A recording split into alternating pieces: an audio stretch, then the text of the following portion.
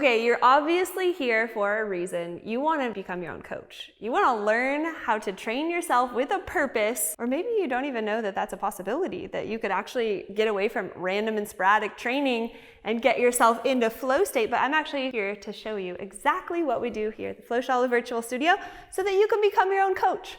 I'm Summer, I own the Flowshala. I've been running this studio for a couple of years, but I've been teaching seminars globally on this stuff for the past 10. And I've been trained by a master. His name is Scott Sonnen. He's the founder of the Club Bell. I'm also a master trainer for RAD Roller self-myofascial release tools. I founded Steel Mace, Vinyasa, and Club Bell Yoga. So I really do feel strongly that I know what I'm talking about, and I can help you put some structure into your life and how to get on a regular rhythm, what's called 4-day wave. So I have this whiteboard here, and you'll notice I've got this cool little cosine wave. We all did calculus in school. We know that this is generally a wave of frequency that occurs many places in nature. So when you start training with us here at the virtual studio, you're going to receive a manual. You can just come on in and zoom in on this baby. So you actually get a movement grid that allows you to track every day the workouts as well as the intensity, mod high, mod low, low. This is just one sample of one of our clients' workouts, and you also get accountability, which is super nice and very much needed in this day and age, because left to our own devices, we always revert back to our easiest and previous ways. But here, we're training with a purpose, and we're trying to get better, and we're trying to access flow state on the regular so we can feel better in our bodies and get out of stress. So check out this little sine wave. I'm gonna just map out how the 4-day wave works. So we start here on the bottom of the wave. Let me get rid of my manual. I love whiteboards, by the way. If you ever come to my studio, we always map out all of our workouts on whiteboards for our students so that our students know we have a plan and we're not training randomly and sporadically. So on the bottom of our wave, we've got our no intensity, our low, our mod, and then we're peaking at our high. So we keep, and then we drop down to no, low, mod, and high. And my writing is not the best, but we're gonna just get on to that rhythm. So that is 2 4-day cycles, right? So this could be like Monday, Tuesday, Wednesday, Thursday, Friday, Saturday, Sunday, Monday.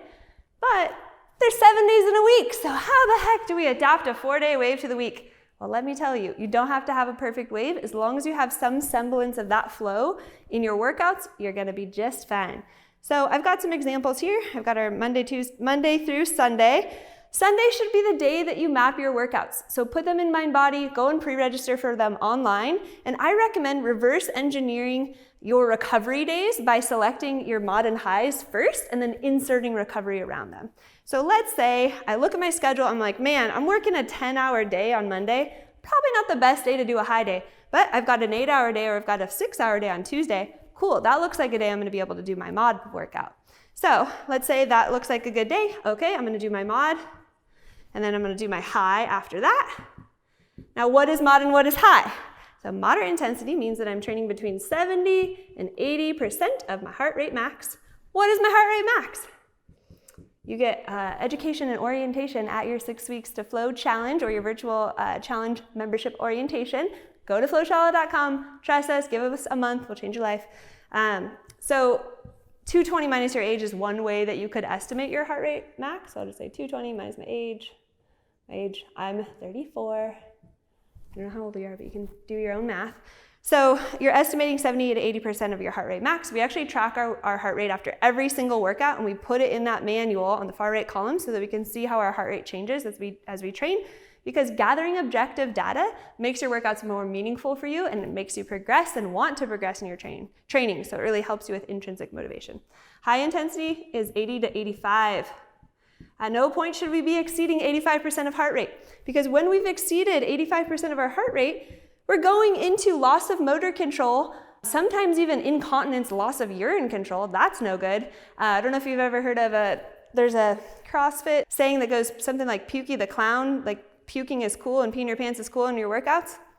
Not here, no. We want to stay out of the stress response, and we want to keep our kidneys nice and strong. No offense to CrossFit, I'm sure there's some amazing CrossFit coaches out there, but there was a moment in time where peeing your pants was cool, and I don't think it's cool. So we've got our mod and our high. We follow that up with recovery, so this would be our no and low intensity here. And then we're taking a look at our schedule during the week. We're like, sweet, I'm off work a little bit early on Friday, or hey, I want to come in and do a 6:30 a.m. workout on Friday. And then we're going to pair our mod and high again back to back here. So this is our 70 to 80.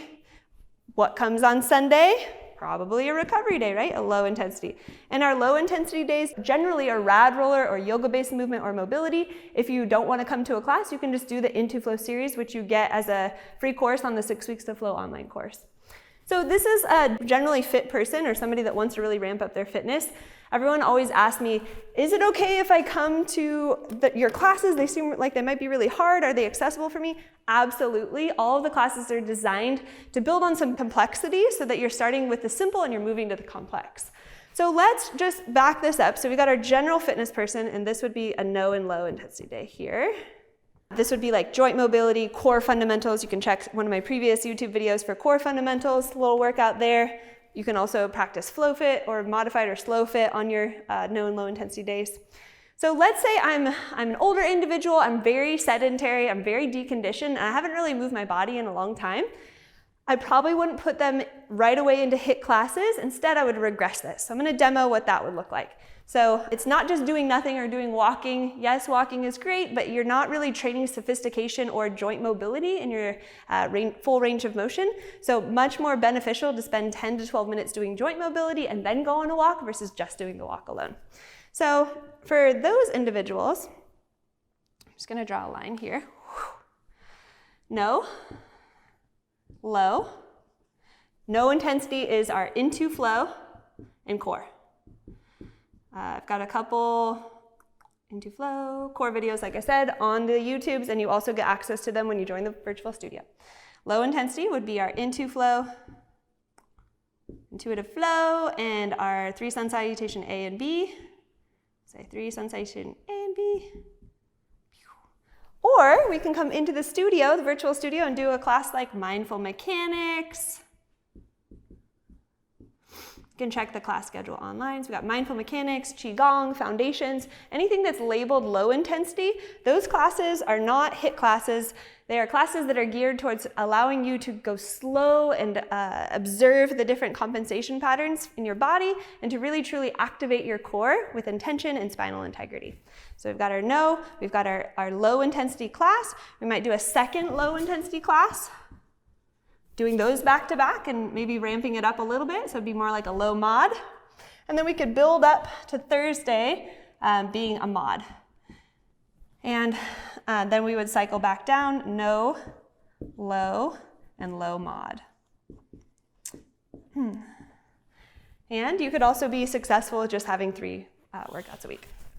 And then let's draw one more little column here for our go-getters, our type A people, our performance-driven athletes, our high-level achievers, if you will, or just people that want to train and they're really, really accustomed to getting in, working hard. They only feel like they're getting a workout in if they're sweating. We love you guys. We still need to do recovery class 2. You need to go to mindful mechanics at least once a week. So we can adapt our 4-day wave to actually get more workouts in a row. So we could start with our low intensity.